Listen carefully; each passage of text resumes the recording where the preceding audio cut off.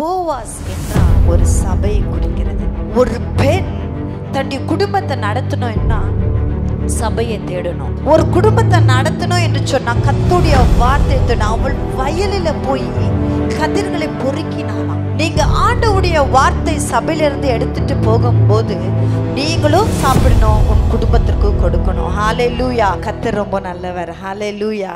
ஆமென். எத்தனை பேர் இந்த நாளிலே ஆண்டவருடைய வார்த்தையில மகிழ்ச்சியோடு வந்திருக்கிறீங்க? ஆமென். கர்த்தர் ரொம்ப நல்லவர் என்று சொன்னா, நம்ம வேதத்துல அநேக பெண்களை பற்றி நம்ம பார்த்துருக்குறோம். அநேக பெண்களை பற்றி ஒவ்வொரு எப்படி இருந்தாலும் மாதத்துக்கு ஒரு வாட்டியாவது ஒரு செய்திகளை பெண்களை குறித்து வந்துடுது இல்லைங்களா? அநேக பெண்கள் இருக்கிறாங்க.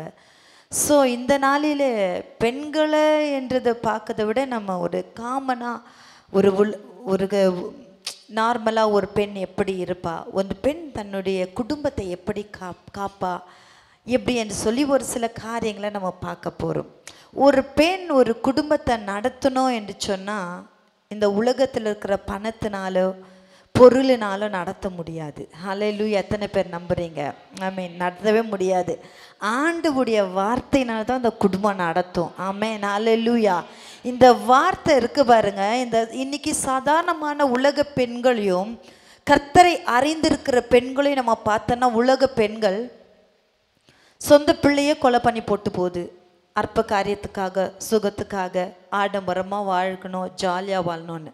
அப்போ வந்துட்டு மற்ற பெண்களுக்கும் நம்ம வேதத்தின் படி நடக்கிற பெண்களுக்கு பார்க்கும்போது அநேக வித்தியாசங்கள் இருக்குது. ஹல்லேலூயா. ஆமென். இந்த வித்தியாசம் எதில் இருக்குன்னு பார்த்தா இந்த வார்த்தையில் இருக்குது. ஹல்லேலூயா. இந்த பெண்கள் இந்த வேதத்தை வாசிப்பதினால தான் அந்த குடும்பத்தை எப்படி நடத்தணும், கணவனை எப்படி நடத்தணும், ஒரு பிள்ளையை எப்படி நடத்தணும், தன் பெற்றெடுத்த பிள்ளைகளை எப்படி நடத்தணும், பெண் பிள்ளைகளை எப்படி நடத்தணும், ஆண் பிள்ளைகளை எப்படி நடத்தணும் என்று சொல்லி இந்த வேதத்திலிருந்து நம்ம கற்றுக்கொண்டு இருக்கிறோம். ஹல்லேலூயா. ஹல்லேலூயா. எதனால் நம்ம கற்றுக்கொள்ள முடியும் என்று சொன்னால், வேதத்தினாலும் அவருடைய வார்த்தையினாலும் அவரிடத்தில் ஜெபிப்பதினால் மாத்திரம். ஆமென். ஹல்லேலூயா. ஒரு வசனத்தை வாசிங்க. லூக்கா 11ஆம் அதிகாரம். இயேசு ஒரு சிலருக்கு ஜெபிக்க இங்கே கற்றுக் கொடுக்குறாரு. அவர் எப்படி ஜெபிக்கணும் என்று சொல்லி அவர் இங்கே கற்றுக் கொடுக்குறார். 11ஆம் அதிகாரத்தில் 1-2 வசனங்களை வாசிங்கள். இங்கே ஆண்டவர் ஒரு காரியத்தை கற்றுக் கொடுக்குறாரு.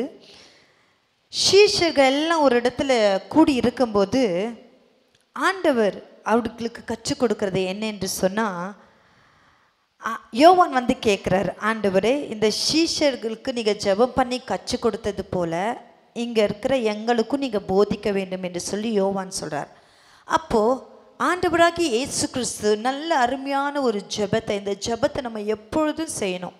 அந்த 3-4 வசனங்கள் எல்லாம் நீங்கள் வாசிச்சிங்கன்னா அதற்கு எவர் ஆண்டவராகி இயேசு கிறிஸ்து சொல்லுகிறார், நீங்கள் ஜெபம் பண்ணும்போது பரமண்டத்தில் இருக்கிற எங்கள் பிதாவே, உம்முடைய நாமம் பரிசுத்தப்படுவதாக, உம்முடைய ராஜ்யம் வருவதாக, உம்முடைய சித்தம் பரமண்டத்தில் செய்யப்படுகிறது போல பூமியிலும் உம்முடைய சித்தம் செய்யட்டும் என்று சொல்லி ஆண்டவராக இயேசு கிறிஸ்து சீஷர்களுக்கு இங்கே ஜெபத்தை கற்றுக் கொடுக்கிறார்.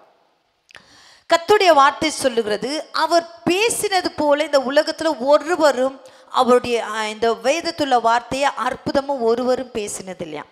அவர் அற்புதமாக கற்றுக் கொடுத்தார். தன்னுடைய பிள்ளைகளுக்கு ஒரு தாய் தன் பிள்ளைகளை எந்த விதத்தில் நடக்க வேண்டிய வழியில எப்படி ஒரு பிள்ளை தவறும் போது பெற்றோர்களுக்கு தெரிஞ்சிடுவார். ஒரு பாவம் பண்ணிட்டு வந்துச்சுன்னா, வெளியில் போய் ஏதாவது ஒன்று பண்ணிட்டு வந்துச்சுன்னா அந்த முகத்தை பார்க்கும்போது தாய்மார்கள் கண்டுபிடிச்சிடுவாங்க.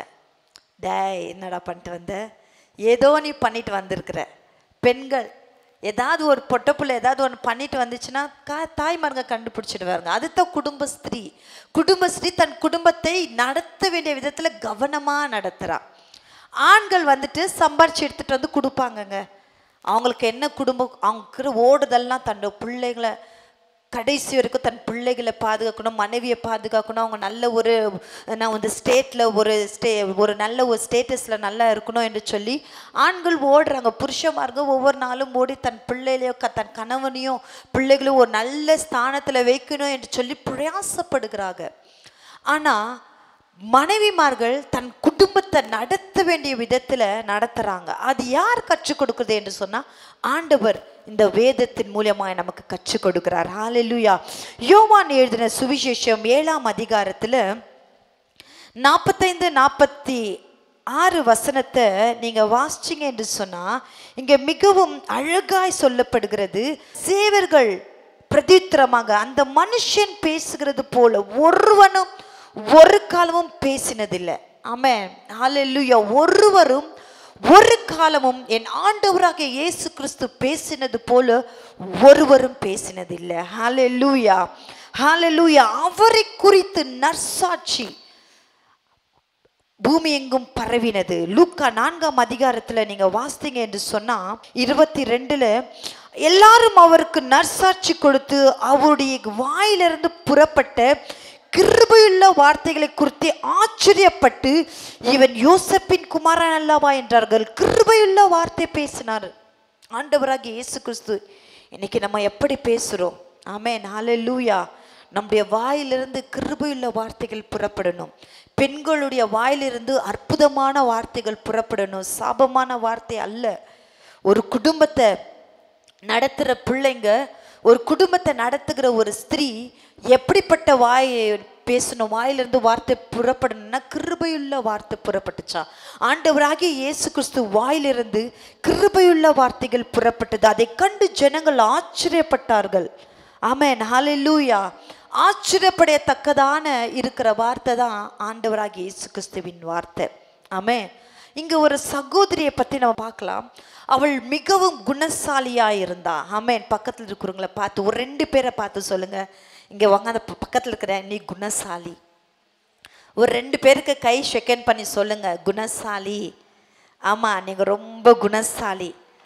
ஆமா, வாலிப பிள்ளைங்க இருந்தா கூட சொல்லுங்க, நான் வருங்காலத்துல அவங்க குணசாலியா தன் கணவனை எப்படி நடத்தணும், தன் பிள்ளைகளை எப்படி நடத்தணும் என்று சொல்லி அந்த குணசாலியான அந்த குணம் வரட்டும்.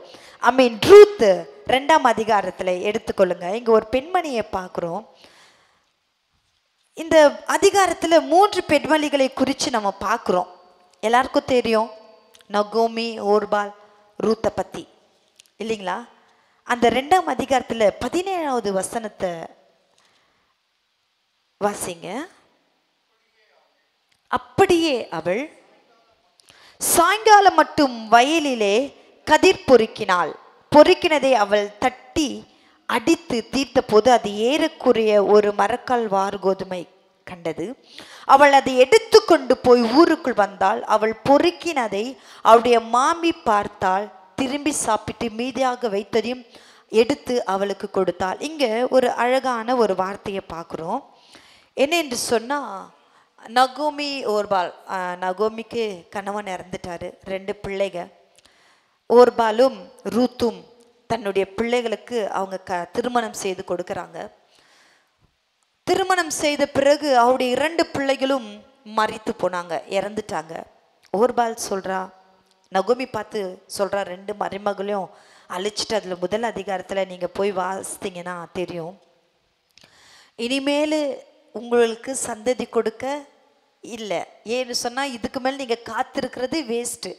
இதுக்கு மேல நான் ஒரு கணவனை எனக்கு உண்டு பண்ணி என்னுடைய கர்ப்பத்தின் பிறப்பா அது பிறந்து அதை வளர்த்து உங்களுக்கு கொடுக்கணும் என்று சொன்னா முடியாது, அது நடக்கிற காரியம். அதனால நீங்க உங்க இஷ்ட பிரகாரம் நீங்க போங்க என்று சொல்லி தன் 2 மருமகள்களையும் அழைத்து வார்த்தைகளை சொல்லி இப்படிப்பட்ட வார்த்தைகளை சொல்றார். அதுல ஓர்பால் கட்டி அணைத்து முத்த கொடுத்து, நல்ல மாமியாரே, நல்ல வேலைக்கு என்னை அமுச்சிட்டியே, உன்கிட்ட இருக்கிறதோட பார்க்கலோ நான் வந்துட்டு ஏதோ ஒரு எனக்குன்று ஒரு வாழ்க்கையை தேடிட்டு போறேன் என்று சொல்லி ஓர்பால் டாட்டா பாய் சொல்லி போயிட்டான். ஆமென். ஹல்லேலூயா. ஹல்லேலூயா. ஆனால் ரூத் பார்க்கும்போது, உன்னுடைய ஜனம் என்னுடைய ஜனம், உன்னுடைய தேவன் என்னுடைய தேவன், நீ இருக்கிற இடத்துல தான் நான் இருப்பேன், நீ தங்குற ஸ்தலத்துல தான் நான் தங்குவேன், என்ன ஆனாலும் பரவாயில்ல என்று சொல்லி தன் நகோமியாகிய மாமியாரை அவள் பிடித்து கொண்டாள். ஹல்லேலூயா. ஹல்லேலூயா. என் அன்பு கர்த்தருடைய பிள்ளைகளே, அவள் பிடித்து கொண்டு அவள் என்ன செய்கிறா என்று சொன்னால், 2 பேரும் சாப்பிட்றதுக்கு கஷ்டப்படுறாங்க. எல்லாமே அந்த அதிகாரத்தில் வாசினா ரொம்ப கஷ்டப்படுறாங்க. அப்போ வந்துட்டு அவள் போயிட்டு போவாசுடைய அந்த வயலில் போயிட்டு அவள் வேலைக்கு சேர்ந்து என்ன பண்ணுறா, ரூத் வேலை செய்து அந்த கதிர்கள் எல்லாம் பொறுக்கிட்டு வரான். போவாஸ் என்றா என்ன தெரியுமா, ஒரு சபையை குறிக்கிறது. அவள் வயல் என்று சொன்ன கர்த்தருடைய வார்த்தை குறிக்கிறது. ஹல்லேலூயா, ஹல்லேலூயா. ஒரு பெண் தன்னுடைய குடும்பத்தை நடத்தணும்னா சபையை தேடணும். ஆமென், ஹல்லேலூயா, ஆமென். ஒரு குடும்பத்தை நடத்தணும் என்று சொன்னால் சபையை தேடணும். ஒரு குடும்பத்தை நடத்தணும் என்று சொன்னால் கர்த்தருடைய வார்த்தையை தேடணும். அவள் வயலில் போய் கதிர்களை பொறுக்கினாலாம்.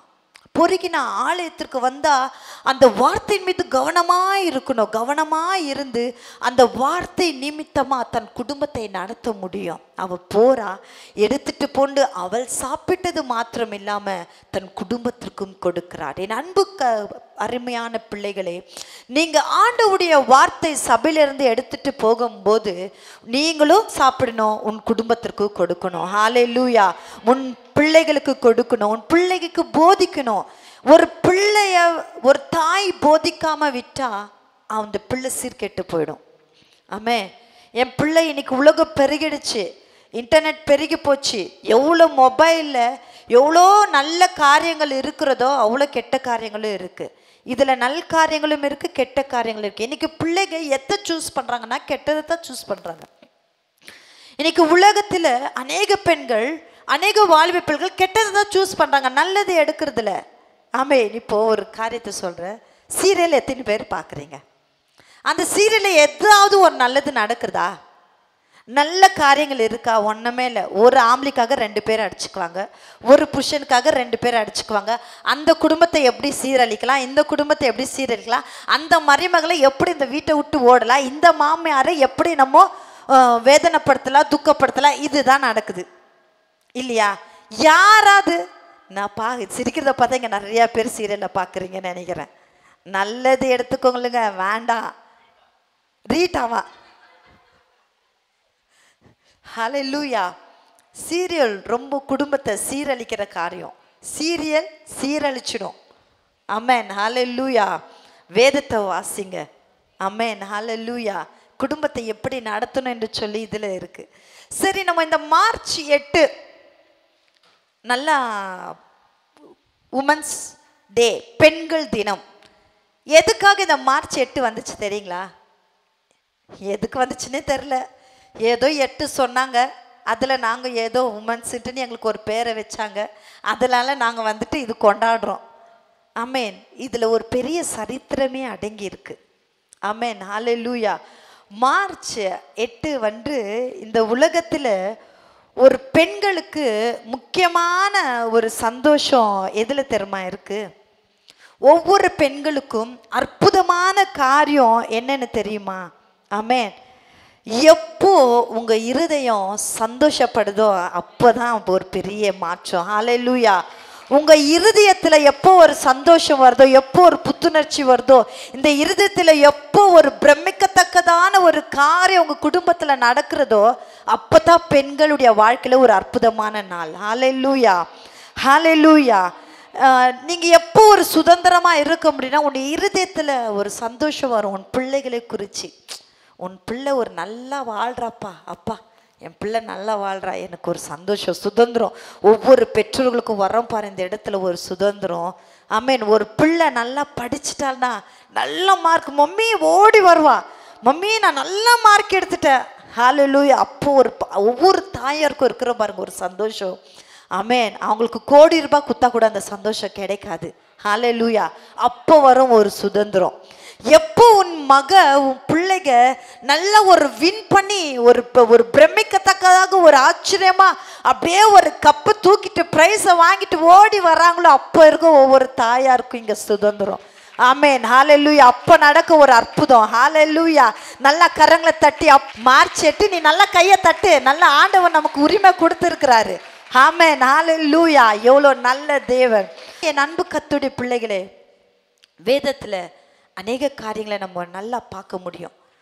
பெண்கள் குணசாலிகளாக இருந்தாங்க, அதே போல் பெண்கள் மனம் இறங்குவார்கள். ஹல்லேலூயா. ஒரு சம்பவத்தை எனக்கு நினைவுக்கு வருது, நான் சொல்கிறேன். உண்மையான சம்பவம். ஆக்சுவலி இப்போ எனக்கு தெரிஞ்சது ஒரு 50 வருஷத்துக்கு முன்னாடி இல்லை, ஒரு 30 வருஷத்துக்கு முன்னாடி நடந்த சம்பவமாக இருக்கலாம். ஒரு ஸ்திரீ ஒரு ஒரு வயது சென்ற ஒரு 68-70 வயது இருக்கும். அவங்க என்ன பண்ணுறாங்க, ரோட்டில் நடந்துட்டு போகிறாங்க. அப்போது ஒரு மகன் விபத்துக்குள்ளாகி ஆக்சிடெண்ட் ஆகிடுது. அந்த மகனுக்கு பயங்கர அடி. அப்போது ஒரு மகள் ஓடி வருறா. அந்த ஸ்திரீ, ஒரு பெண் ஓடி வந்து அந்த பிள்ளையை தூக்கி தன் மடியில் கடத்திட்டு, ஆம்புலன்ஸை கூப்பிடுங்க, ஆம்புலன்ஸை கூப்பிடுங்க, ஆம்புலன்ஸை கூப்பிடுங்க என்று சொல்கிறா. அப்போ என்ன பண்ணுறாங்க, ஆம்புலன்ஸ் வருது. இந்த பெண்ணு அந்த பையனை தூக்கி போட்டுட்டு, இந்த பெண் யாராக இருப்பாங்க? அவருடைய தாயாக இருக்குமா? ஆமே. இவங்க என்ன பண்ணுறாங்க, அந்த பெண்ணு அந்த மகனை தூக்கி போட்டுட்டு ஹாஸ்பிட்டலுக்கு போகிறாங்க. சீக்கிரம் சீக்கிரம் பண்ணுங்க, இந்த மகனை எப்படியாவது காப்பாற்றி ஜீவனை மீட்டு கொடுத்துருங்க என்று சொல்லி அந்த பெண் போராடுறா. போராடிடும் போது டாக்டருங்கெல்லாம் ஓடி வராங்க. நீங்கள் ஃபஸ்ட்டு இது கம்ப்ளைண்ட் கொடுக்கணும், நீங்கள் அப்புறம் கொடுத்துக்கலாம், ஃபஸ்ட்டு இந்த பிள்ளையை நீங்கள் காப்பாற்றி கொடுங்க என்று சொல்கிறாங்க. அப்போது டாக்டர் வந்துட்டு ஒரு சில மெடிஷனெல்லாம் நான் பயங்கரமாக எழுதி கொடுக்குறாங்க. அப்போ இந்த பெண்ணுக்கிட்ட காசு இல்லை, ஒன்றுமே இல்லை. அப்போ ஓடி போயிட்டு என்ன பண்ணுறான், மெடிக்கல் கார்ட்ட போகிறான். மெடிக்கல் கார்ட்ட போயிட்டு, ஐயா ஐயா இந்த சார் இதெல்லாம் எனக்கு கொஞ்சம் கொடுங்க, பிள்ளை ஹாஸ்பிட்டலில் ரொம்ப சீரியஸாக இருக்குது, இது பண்ணாமா. அந்த மெடிக்கல்காரர் சொல்கிற, காசு கொடுமா என்று சொல்லி. இப்போ என்கிட்ட காசெல்லாம் இல்லை, நீங்கள் கொடுங்க, நான் நிச்சயமாக கொடுக்குறேன். இல்லை அப்படியெல்லாம் கொடுக்க முடியாதுன்ட்டுனே இந்த மெடிக்கல்காரன்னு சொல்லிடுறான். அந்த அம்மா கோல்டு தோடு போட்டுருக்கு. அப்போ என்ன பண்ணுறாங்க, அந்த தோடை கழட்டி, கம்பலை கழட்டி, இதை நீ வச்சுக்கோ, நான் திருப்பி உனக்கு கொடுக்குறேன், நான் காசை கொடுத்துட்டு இந்த கம்பலை நான் ரிலீஸ் பண்ணிக்கிறேன், இப்போ கொடுங்க என்று சொல்லும்போது அவன் என்ன பண்ணுறான், எல்லா மெடிஷனும் நல்லா பேக் பண்ணி அவங்களுக்கு கொடுத்துட்றான். இந்த அம்மா எடுத்துகிட்டு போயிட்டு டாக்டர்கிட்ட கொடுத்துட்டு ஹாஸ்பிட்டலில் கொடுத்துட்டு அவனுக்கு ட்ரீட்மெண்ட், ஆப்ரேஷன் எல்லாமே ஆயிடுது. நல்லா அவன் ஐசியூ வார்டில் தான் இருக்கான். அப்போது ஒருத்தர் அழுதுட்டு ஓடிட்டு வராரு. ஐயோ என் பிள்ளைக்கு ஆக்சிடென்ட் ஆயிடுச்சாமே, என் பிள்ளைக்கு ஆக்சிடென்ட் ஆயிடுச்சாமே, ஐயோ என் பிள்ளைய பார்க்கணும் என்று சொல்லி ஒருத்தர் ஓடி வர்றாரு. அவர் யார் தெரியுமா? அந்த மெடிக்கல்காரன் தான். அந்த மெடிக்கல்காருடைய பையன் தான் ஆக்சிடென்ட் ஆகி சீரியஸ்லாம் இருந்தான். அப்போது ஓடி வந்துட்டு அந்த அம்மாவை பார்த்துருந்துமே, உண்மை நடந்த சம்பவம், ரீசெண்டாங்க, எனக்கு தெரிஞ்சு ஒரு 20 வருஷம் கூட ஆயிருக்காது, ரீசெண்டாக நடந்த சம்பவம். அப்போது அவனுடைய இருதயம் அந்த தாயை பார்த்துருந்தனும், ஐயோ நான் எனக்கு இறங்கலை, ஒருத்தருடைய உதவிக்குன்னு சேர்க்கும்போது என்னுடைய இருதயம் இறங்கலை. யாரோ ஒரு ஸ்திரீயா, யாரோ ஒரு பெண், ஹல்லேலூயா, அந்த பெண்ணுக்கு இறங்கின அந்த குணம் தாங்க இன்னைக்கு இங்கே இருக்கிற ஒவ்வொருவருக்கும் இருக்கிறது. ஹல்லேலூயா. பெண்கள் குணசால்கள், இறக்கம் இறங்குதவர்கள், ஒரு இறக்கம் ரோட்ல ஒன்று பார்த்தா இறங்கிடுவாங்க. அவங்க எதை குறித்து கவலைப்பட மாட்டாங்க. ஒவ்வொரு பெண்களும் இரக்கம் நிறைந்த குணங்கள் உடையவர்கள். ஹல்லேலூயா, ஹல்லேலூயா. கணவனிடத்துல நம்ம ஒரு சில பெண்கள் கணவனிடத்துல எப்படி நடந்துக்கணும் என்று சொல்கிறேன். நல்லா உங்களுடைய கணவனை நேசிங்க. உங்கள் கணவனை நேசிச்சு பாருங்க, எப்படியாப்பட்ட கணவனை மாறுவார். அன்பு காமிங்க. ஆமென், ஹல்லேலூயா. நல்லதுக்கு உங்கள் கணவனுக்கு ஒரு பர்த்டேயா நல்லா கிஃப்ட் பண்ணுங்க, உங்களால் முடிஞ்சது. இன்னைக்கு ஆண்கள்கிட்ட இருக்கிற பணத்தோட பெண்கள்கிட்ட தான் நிறையா இருக்கு. ஆமென், ஹல்லேலூயா. ஆமாங்க, ஆண்கள்கிட்ட இருக்கிறத விட பெண்கள் வீண் செலவு பண்ண மாட்டாங்க. பெண்கள் கடுகு டப்பால, மிளகா டப்பால, அரிசி டப்பால, பருப்பு டப்பால, இப்போல்லாம் லேட்டஸ்ட் புடவை சந்தில் வச்சுட்டு இருப்போம், யாருக்கு தெரியக்கூடாதுன்னு. எத்தனை பேர் புடவை சந்திலெல்லாம் வச்சுருக்கிறீங்க? ஆமாம், புடவையிலலாம் ஒலக்கி வைப்போம். அவங்க வீண் செலவு பண்ண மாட்டாங்க. அவங்களுக்கு போயிட்டு ஒன்று வாங்கிக்கணுன்னா வாங்கிக்க மாட்டாங்க. அவங்க பிள்ளைகளை குறித்து யோசிப்பாங்க, கணவனை குறித்து யோசிப்பாங்க. அவங்க போயிட்டு அவங்களுக்கு சுதந்திரமாக ஒரு பொருள், ஒரு கிளிப்பு கூட வாங்க மாட்டாங்கங்க. ஆமாம், ஆனால் அவங்க சேமித்து வைப்பாங்க. ஏன் தெரியுமா? ஒரு கணவனுக்கு ஒரு கஷ்டம்னு நான் நிறைய பண்ணிக்கிறேங்க, பயங்கரமாக பண்ணிக்கிறேன். ஆமாம், நான் ஒரு கிளிப்பு கூட என்னுடைய லைஃப்பில் நடந்ததை நான் சொல்கிறேன். ஒரு கிளிப்பு கூட எனக்குன்னு வாங்கிக்க மாட்டேன். அவராக கூட்டிகிட்டு போவார், என்னை அவர் வாங்கிக்கன்னு கூட வாங்காதனால சொல்ல மாட்டார். அவர் எனக்கு கொடுப்பார், உனக்கு என்ன வேணுமோ நீ வாங்கிக்கமானே. ஆனால் நான் செப்பரேட்டாக போய் இது வரைக்கும் எனக்குன்னு ஒரு கிளிப்பு கூட நான் வாங்கினதில்லை. அவரே கூட எனக்கு என்னன்னா அவர் எனக்கு பர்ச்சேஸ் பண்ணணும், நான் அதை விரும்புவேன். என் கையில் ₹1,00,000 இருந்தாலும் அவர் எனக்கு பர்ச்சேஸ் பண்ணி கொடுக்கணும் என்று சொல்லி. ஹல்லேலூயா, ஆமென். நான் நிறைய சேர்த்து வச்சு கொடுத்துருக்குறேன். லேக்ஸ்கில் கொடுத்துருக்குறேன். இடம் வாங்கும் போதெல்லாம் நான் சேர்த்து வச்சு அவருக்கு இப்பவும் கொடுத்துட்டு இருக்கிறாங்க. எப்பயாவது ஒரு காரியத்தில் ஏதாவதுக்கு இல்லைன்னா என் இருதயம் தாங்காது. அவர்கிட்ட பணம் இல்லைன்னா அவரு எப்படி இருக்கிறாரோ இல்லையோ என்னுடைய இருதயம் தாங்காது. அப்படியே அவர் மூஞ்ச பார்த்தாலே நான் கண்டுபிடிச்சிடுவேன், இவர்கிட்ட காசு இல்லைப்பா. அப்படியே வந்து உக்காருவார், அப்படியே இது பண்ணுவார், யோசிச்சுட்டு இருப்பார், அப்படியே இது பண்ணி அப்போ நீங்கள் எங்கே அப்படின்னுவேன். என்னம்மா நான் எடுத்து கொடுத்துருவேன். பெண்கள் கணவனை நேசிங்க. நேசிக்கிற பெண்கள் தான், நான் நேசிக்கலன்னு சொல்ல, அவங்களுடைய கஷ்டத்தை கொஞ்சம் புரிஞ்சுக்கங்க. புரியுறீங்க ஆனால் உதவுங்க. ஆமென், ஹல்லேலூயா, ஆமென், ஹல்லேலூயா. பெண்கள் உங்கள் வீட்டுக்காரு ஒரு ட்ரெஸ்ஸு வாங்கினாந்து கொடுத்தாருன்னா, பிடிக்கலனாலும் நல்லா இருக்குப்பா, நெக்ஸ்ட் டைம் என்னை கொஞ்சம் கூட்டிகிட்டு போப்பா கூட, இது நல்லா இருக்கு. பின்பு லோத்து சோவாரிலே குடியிருக்க பயந்து சோவாரை விட்டு போய் அவனும் அவனோடு கூட அவருடைய 2 குமாரத்திகளும் மலையிலே வாசம் பண்ணினார்கள். அங்கே அவனும் அவருடைய 2 குமாரத்திகளும் ஒரு கெபியிலே குடியிருந்தார்கள். அப்பொழுது மூத்தவள் இளையவளை பார்த்து, நம்முடைய தகப்பன் முதிர் வயதானார், பூமி எங்கும் நடக்கிற முறைமையின்படியே நம்மோட சேர பூமியில ஒரு புருஷனும் இல்லை. அதெல்லாம் நீங்க வீட்டில் போய் வாசிங்க. சொல்றா, 2 சகோதரிகள் பேசிக்கிறாங்க, நமக்கு சோதம் குமார் அழிஞ்சு போச்சு, நம்ம ஏதோ ஒரு ஓடி போய் ஒரு கெபியில வாழ்ந்து கொண்டு இருக்கிறோம், நமக்கு இனிமேல் ஒரு புருஷனை நான் தகப்பனார் லோத்து கட்டி கொடுப்பாரா என்று சொன்னா ஒரு புருஷனும் இல்லை. அதனால இவங்களுக்கு ஒரு தவறான, இதே ஒரு தாய் இருந்தா அந்த தவறான காரியம் அந்த 2 பெண்களுக்கு வந்திருக்குமா? வந்திருக்காது. அவங்க தன் தகப்பனோடே ராத்திரில நல்லா குடிச்சிட்டு மதுவை குடிச்சிட்டு, இன்னைக்கு நீ தகப்பனோட சயனித்து அவள் கர்ப்பவதி ஆகிற, அடுத்து தன் தகப்பனாரு கூட முன்னொரு சகோதரியும் சயனித்து கர்ப்பவதி ஆகிறாங்க. அதே ஒரு தாய் இருந்தாள் என்று சொன்னா இப்படிப்பட்ட காரியங்கள் நடந்திருக்காது. தன் தாய் தன் பிள்ளைகளுக்கு ஞானத்தை ஊட்டுறா, எது நல்லது எது கெட்டது. இப்போ இருக்கிற பிள்ளைங்களுக்கு சொல்லணும் என்று சொன்னால், எப்பா ஏன் சொல்ல, ஒரு வார்த்தை ஒரு தாயார் ஒரு தன் பிள்ளைகளை நடத்த வேண்டிய வழியில் அவங்களுக்கு இது வழியில் போகாத மகோ, வேண்டாம் மகோ, இது பண்ணாத மகோ, இது சரியில்லை மகோ, மொபைல் வேண்டாம் மகோ, இது பண்ணாத மகோ, இந்த ட்ரெஸ்ஸு வேண்டாம் மகோ, இது உனக்கு நல்லா இல்லை மகோ, வேண்டான்னு சொன்னால் எந்த பிள்ளை கேட்டு ஒழுங்காக நடக்குது? ஹல்லேலூயா, ஆமென், ஆமென். லோத்துடைய மனைவி இருந்தால் இந்த 2 பிள்ளைகளுக்கு அந்த நிலைமை வந்திருக்காது. சீர்கெட்டு போச்சு. தன் தகப்பன் நிமித்தமாக பிள்ளையை பெற்றெடுத்தார்கள். அதுக்கப்புறம் அவங்கள பற்றி பேசப்படுதானா? இல்லை, அருவருப்பான காரியங்கள்.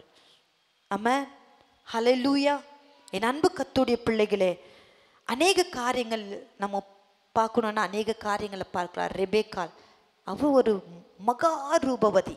நீங்கள் வீட்டில் போய் வாசிங்க, ஆதியாகமம் 24ஆம் அதிகாரத்தில் 16வது வசனத்தில் வாசிச்சிங்கன்னா, அவள் மகா ரூபவதியான பெண். ஒரு கணவன் மனைவி எப்படி இருக்கணும்னா ஈசாக்கு ரெபேக்காலை போல இருக்கணும். அவங்க விளையாடிட்டு இருந்தாங்களாம், ஃப்ரெண்ட்ஸுங்க எப்படி விளையாடுறாங்களோ அதை போல் அந்த அதிகாரத்தில் சொல்லப்படுது. அந்த வசனம் 16ஆவதெல்லாம் சொல்லுது, அது கீழெல்லாம் அவங்க 2 பேரை விளையாடிட்டு இருந்தாங்களா, கணவன் மனைவி விளையாடிட்டு இருந்தாங்க. ஒவ்வொரு கணவன் மனைவியும் அப்படிதான் இருக்கணும். ஒரு கணவன் மனைவி, மனைவி கணவன் 2 பேரும் சரியா இருந்தாங்கன்னா அவங்க பிள்ளைகள் சரியான வழியில வருவார்கள். ஆமென்.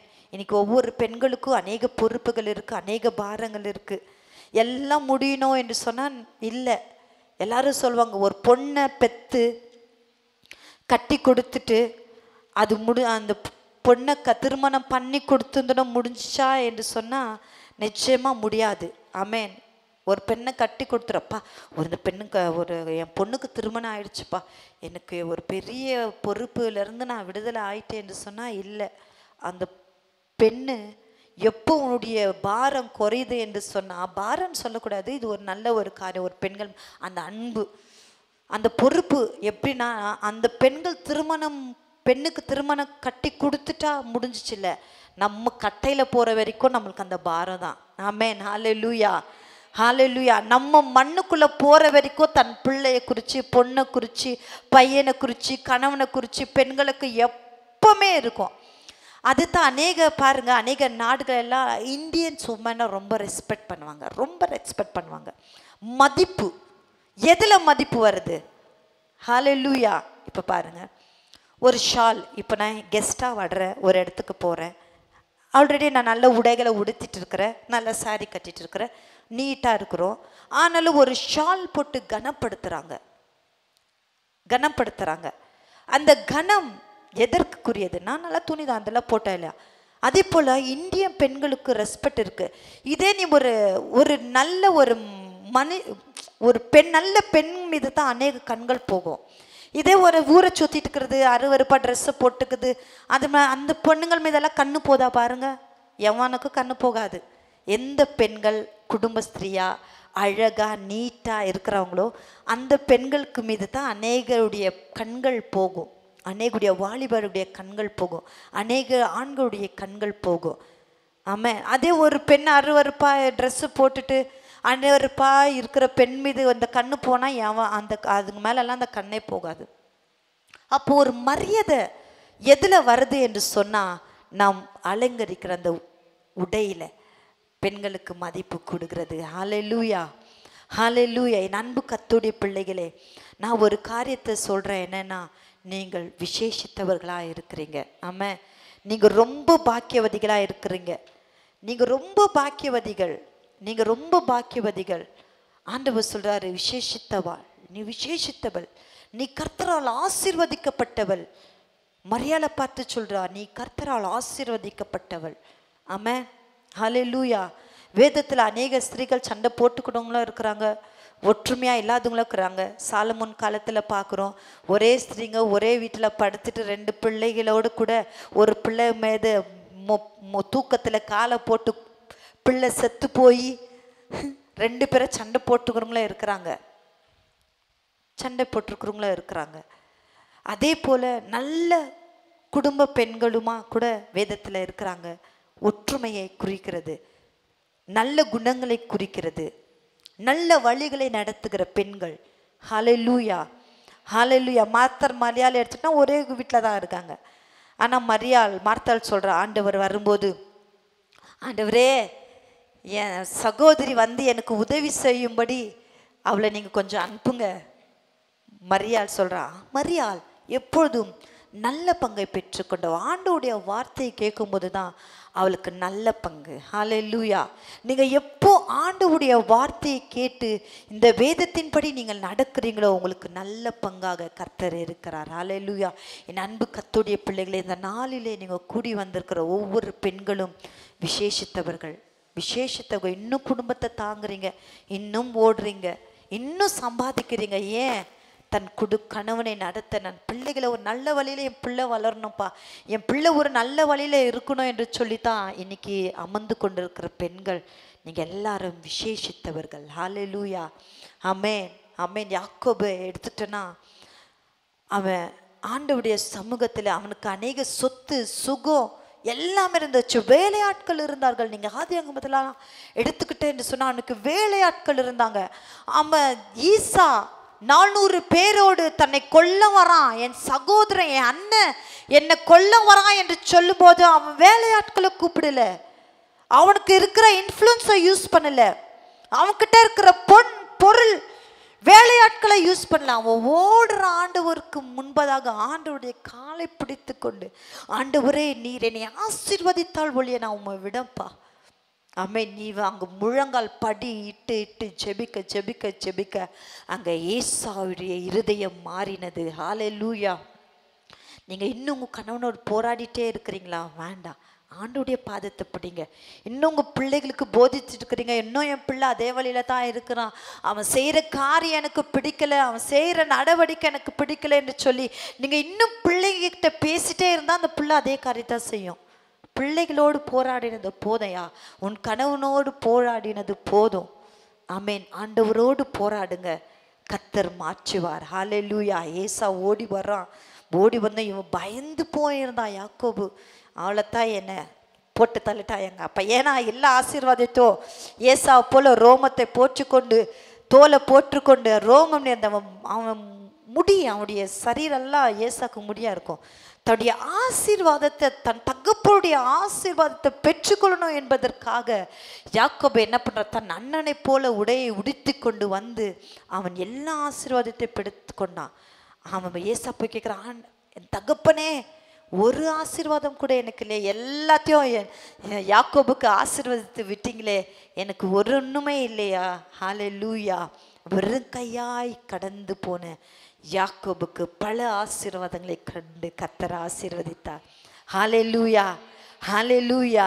உம்மை நம்பி வந்தே நான் வெட்கப்படல, உம்தாய என்னை கைவிடல. உம்மை நம்பி வந்தேன் நான் வெட்கப்படல, உம்தாய என்னை கைவிடல. வெறும் கையாய் நான் கடந்து வந்தேன், இரு பரிவாரங்கள் சொல்லுங்க நல்லா. வெறும் கையாய் நான் கடந்து வந்தேன், இரு பரிவாரங்கள் எனக்கு தந்தி. எல்லோகேமே எல்லோகேமே எல்லோகே உம்மை துதிப்பே. எல்லோகேமே எல்லோகேமே எல்லோகே உம்மை துதிப்பே. உம்மை நம்பி வந்தே. நல்லா அப்படியே எழுந்து நின்று எல்லாரும். உம்தாய என்னை கைவிடல சொல்லுவோம். உம்மை நம்பி வந்தேன் நான் வெட்கப்படல, உம்தாய என்னை கைவிடல. வெறும் கையாய் நான் கடந்து ஆண்டோட சமூகத்தில் எல்லாரும் கூட கரங்களை தட்டி, அப்பா வெறும் கையா தான் நான் இருக்கிறேன், வெறும் கையாய் நான் கடந்து வந்தேன், பல பரிவாரங்கள் எனக்கு தந்தி. எல்லோகேமே எல்லோகேமே எல்லோகே உம்மை துதிப்பே. எல்லோகேமே எல்லோகேமே எல்லோகே உம்மை துதிப்பே. நல்ல கரங்களை தட்டி. காயப்பட்டு நெஞ்சே கண்ணீரில் செஞ்சேன், கலங்கின எனக்காக இறங்கி வந்தி. காயப்பட்டு நெஞ்சே நல்லா கலங்கின எனக்காக இறங்கி வந்தி. உடன்படிக்கை என்னோடு செய்து இழந்திட்ட யாவையும் திரும்ப தந்தி. உடன்படிக்கை என்னோடு செய்து இழந்திட்ட யாவை. நல்ல கண்களை மூடி ஆண்டவரை நோக்கி நல்ல ஆண்டவரை பார்த்து, எஸ் ஆவி ஆண்டவரே, அப்பா என்னை நீர் எவ்வளவு விசேஷித்தவளாய் வைத்திருக்கிறீர் ஆண்டவரே.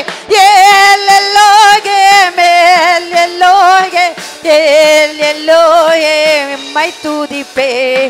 உம்மை நம்பி வந்தேன் நான் வெட்கப்படல. ஆண்டவரை பார்த்து, ஆண்டவரே உம்முடைய வார்த்தையின் மீது நான் கவனமா இருக்கிறேன், உம்முடைய வார்த்தையிலே நான் பறித்து இருக்கிறேன். ஆண்டவரே என்ன நடக்க வேண்டிய வழியில நான் உனக்கு போதித்து நீ நடக்க வேண்டிய வழியில உன்னை நடத்துவேன் என்று சொன்னவரே. அப்பா இன்னைக்கு ஒவ்வொரு பெண்களும் ஆண்டவரே எவ்வளவோ வழியில, எவ்வளோ இடுக்கத்துல, எவ்வளோ நெருக்கத்துல இன்னைக்கு ஒவ்வொரு பெண்களும் தன் குடும்பத்தை நடத்த போராடி கொண்டு இருக்கிறாங்க ஆண்டவரே. அப்பா நீர் அவர்களை ஆசீர்வதியோ. வெறும் கையாய் நான் கடந்து வந்தேன், இரு பரிவாரங்கள் எனக்கு தந்தி. வெறும் கையாய் நான் கடந்து வந்தேன், இரு பரிவாரங்கள் எனக்கு தந்தி. எல்லோகே மேல் எல்லோகே எல்லோகே உம்மை துதிப்பே. எல்லோகே எல்லோகே மேல் எல்லோகே உம்மை துதிப்பே. எல்லோகே மேல் எல்லோகே மேல் எல்லோகே உம்மை துதிப்பே. எல்லோமே எல்லோமே எல்லோகே உம்மை துதிப்பே. அல்லேலூயா. கரங்களை தட்டி ஆண்டவரே, அப்பா நான் உம்மை துதிப்பேன். ஆமென். உங்களுடைய வாழ்க்கையில் நீ பெரிய காரியங்களை செய்வீர்.